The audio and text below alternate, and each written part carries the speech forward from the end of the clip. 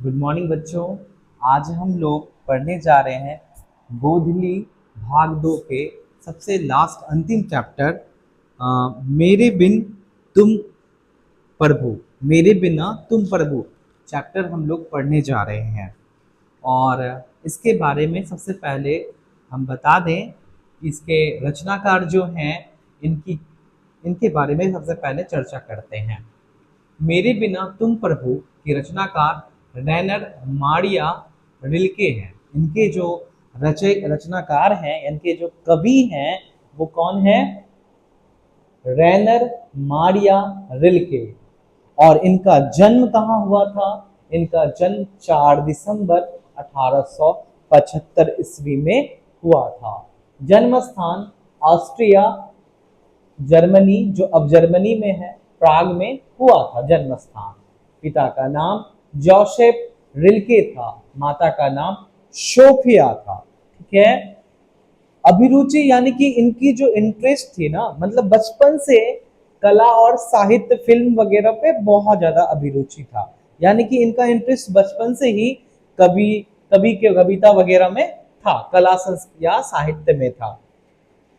कवि संकलन, कविता संकलन, इनका life and songs Lawrence sacrifice and advent, ये जो है इनके बारे में, यानी कि ये जो थे तो कहाँ के? जर्मनी के थे। जर्मनी में तो इंग्लिश चल रहा है और जो भी चीजें ये लिखे हैं ये इंग्लिश में लिखे थे। यानी कि मेरे बिना तुम प्रभु जो है ये भी चैप्टर एक इंग्लिश में लिखा गया था और इसको क्या कर दिया गया? इसको हिंदी में अनुवाद किया गया। इसे हिंदी में अनुवाद किया गया। अनुवाद करने वाले का नाम क्या है? धर्मवीर भारती। अब ये जो इसको भाषांतरित कौन किया है? धर्मवीर भारती ने। अब यहाँ पे कहते हैं कविता का संकलन का, इनका जो कविता का संकलन कौन कौन सा है? Life and songs. दूसरा क्या है? Lawrence sacrifice advent. और इनका निधन कब हुआ था? इनकी मृत्यु कब हुई थी? 29 दिसंबर 1926 ईस्वी में। और इनकी जो काव्य रचना जो है, जो कविता लिखते थे, वो कैसा बोलते थे, कैसा गाते थे, कैसा करते थे? वो कविता कैसा हुआ करता था? तो कविता का जो शैली था वो गीतात्मक था। गीतात्मक यानी कि वो गाना गा गा करके कविता लिखते थे। ठीक है। अब यहाँ पे आ रहे हैं, ये चैप्टर जो है, ये जो चैप्टर है ये तो इंग्लिश में लिखा गया था। यानी कि बिना मेरे बिना तुम प्रभु जो है, ये चैप्टर जो है ये इंग्लिश में लिखा हुआ था, उसको क्या कर दिए? अनुवाद किए हैं। उनका नाम है, ध्यान रखिएगा, ऑब्जेक्टिव्स में आएगा आप लोगों का, धर्मवीर भारती। धर्मवीर भारती। अब आते हैं, यह कविता विश्व, ये कविता कहां से लिया गया है? ये एक्सट्रैक्ट कहां से लिया गया है? ये एक्सट्रैक्ट लिया गया, ये कविता विश्व कविता देशांतर से ली गई है। किससे ली गई है? विश्व कविता देशांतर से ली गई है। और ये देशांतर क्या है? इनकी एक संकलन जिसमें कि सारे कविता रखा जाता है, वहां से इनका लिया गया, देशांतर से लिया गया है। यानी एक्सट्रैक्ट कहां से लिया गया है? देशांतर से लिया गया। तो फिर से एक बार हम रिपीट कर दें, ये जो चैप्टर है ये तुम मेरे बिना तुम प्रभु, यानी कि जैसे हम लोग देख रहे हैं, इसको पढ़ते हैं ना, मेरे बिना तुम प्रभु जैसे बोलते हैं, तो ये चैप्टर क्या आपको समझा रहा है? ये चैप्टर का जो नाम आपको क्या समझा रहा है पता है? कि भगवान है लेकिन मेरे बिना क्या है। मतलब अगर आप लोग पहले एक गाना सुने होंगे तो ऐसा होता है ना, भगत के बस में है भगवान, ऐसा सुने हैं आप लोग ना? बिल्कुल वही लाइंस इसमें बोला गया है। भगत अगर नहीं रहेगा तो प्रभु का क्या होगा, ईश्वर का क्या होगा? इस चैप्टर में यही कविता में बताया गया है कि भगत अगर नहीं रहा तो प्रभु का क्या होगा, भगवान का क्या होगा। तो आप लोग अपना अपना किताब खोल लीजिए। किताब खोलने के बाद अब लाइन बाय लाइन अपने किताबों को देखिएगा और उसके बाद आप ये पढ़िएगा। बहुत ही मजेदार लगेगा, बहुत ही अच्छा चैप्टर है। और ये आपके गोधली से जो भाग 2 है उसका अंतिम 12वां नंबर चैप्टर है। और ये चैप्टर को आज हम लोग लाइन बाय लाइन कंप्लीट करेंगे और ये कविता आपको आ जाएगा। चलो शुरू करते हैं। आपने किताब ओपन कर लिया, जल्दी से ओपन कर लो। अब बात करते हैं, भगवान को हर कोई मानता है, ठीक है। कुछ भगवान को मानते हैं, कुछ लोग अलग भगवान को मानते हैं, मानते सभी हैं। तो यहाँ पे जो जो हमारे रचनाकार हैं रेनर मारिया रिल्के जो हैं, ये भगवान से बोलते हैं कि भगवान जी अगर हम नहीं रहेंगे तो आपका क्या होगा। अपने भगवान से वो बोल रहे हैं कि भगवान जी अगर हम नहीं रहें तो आपका क्या अस्तित्व रहेगा, आप क्या करोगे। तो ही कह रहे हैं जब मेरा अस्तित्व नहीं ना रहेगा प्रभु तुम क्या करोगे।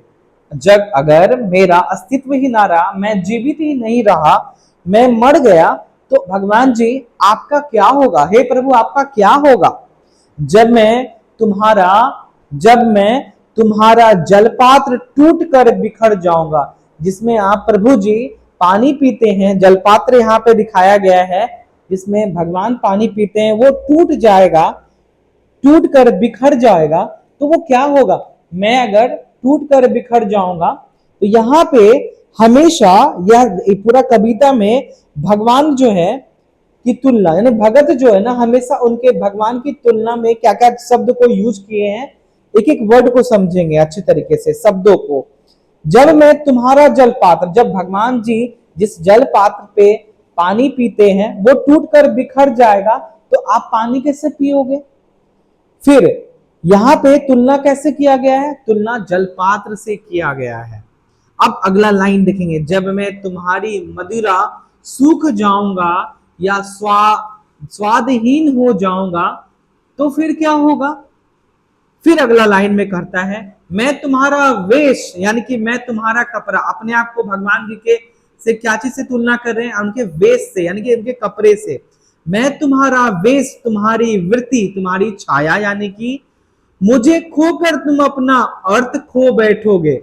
अगर भगवान जी मैं ना रहा, मेरी मृत्यु हो जाएगी, तो आपका अर्थ क्या रहेगा, आपका गुणगान कौन गाएगा, आपके बारे में कौन बोलेगा, आपकी भक्ति कैसी होगी। तो आपका अर्थ ही खत्म हो जाएगा। फिर अगला लाइन में करते हैं मेरे बिना तुम गृहहीन निर्वासित होगे, स्वागत विहीन हो जाओगे। भगवान जी के बारे में बोलते हैं कि भगवान जी अगर मेरी मृत्यु हो जाती है, अगर मेरी मृत्यु हो जाती है तो आपको घरों में कौन रखेगा। आप तो यानी कि आपका जो घर है वो घर में आपको नहीं रखा जाएगा।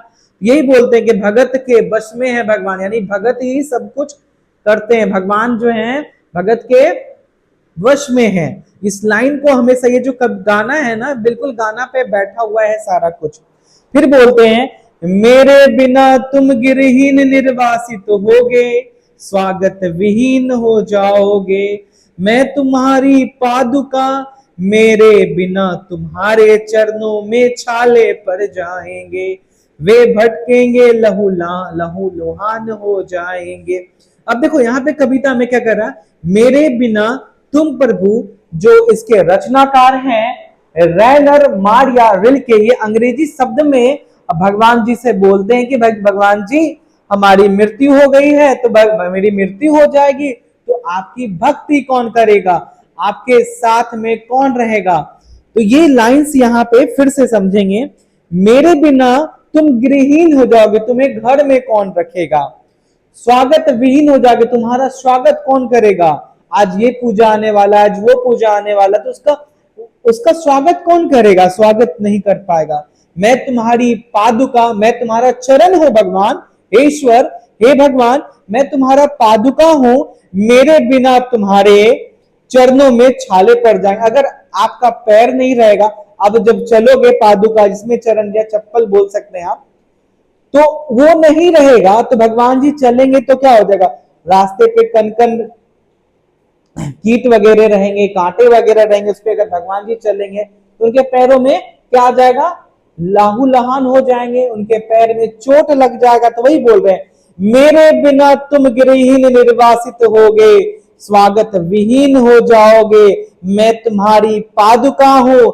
मेरे बिना तुम्हारे चरणों में छाले पड़ जाएंगे, छाले पड़ जाएंगे, वे भटकेंगे, लहू लुहान हो जाएंगे।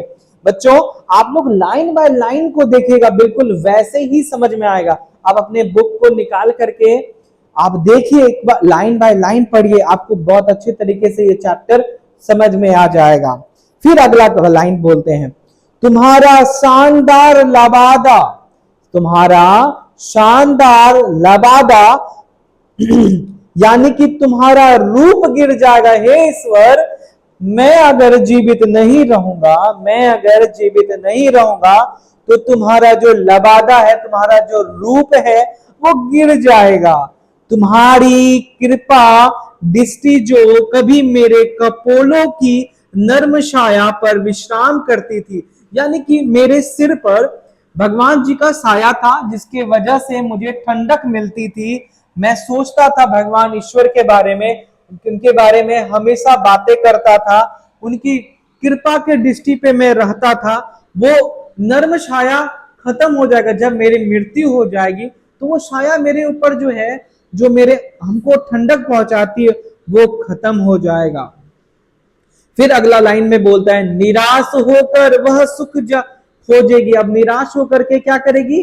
वह सुख को खोजने लगेगी जो मैं उसे देता था। मेरा जो कपाल जो था, मेरा जो विश्राम जहां पे हम लोग करते थे, ठंडक छाया मिलता था, वो तो निराश हो जाएगा, क्योंकि उसको सुख नहीं मिल पाएगा, ठंडक नहीं मिल पाएगा, तो जो मैं उसे देता था वो तो खो जाएगा। फिर लाइन अगला करता है, दूर की चट्टानों की ठंड गोद में सूर्यास्त के रंगों में घुलने का सुख वो खत्म हो जाएगा। यानी कि हे भगवान, हे ईश्वर, अगर मेरी मृत्यु हो जाती है, अगर मेरा अस्तित्व समाप्त हो जाता है, जो सुबह से शाम का जो बेला आता है, उस बेले में जो लाल किरणों के द्वारा जब सूर्य अस्त होता है, उस दृश्य को देखने वाला, उस दृश्य को समझने वाला, उसका जो सुख है, उसको सुख को खत्म हो जाएगा, वो सुख को झेलने वाला ही खत्म हो जाएगा।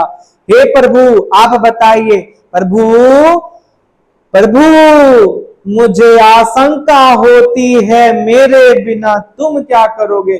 मेरा अस्तित्व समाप्त हो जाएगा, मेरी मेरी मृत्यु हो जाएगी। तो भगवान हे ईश्वर, ये बताइए, मुझे आशंका होती है कि आपका क्या होगा। यहाँ पे कवि जो है भगवान को बोलते हैं कि भगत जो है ना, हम आपके भगत हैं और मेरा अस्तित्व से ही आपका अस्तित्व है। अगर हमारा अस्तित्व समाप्त हो जाएगा तो हे ईश्वर, आपका गुणगान कौन गाएगा और कैसे आपकी भक्ति होगी?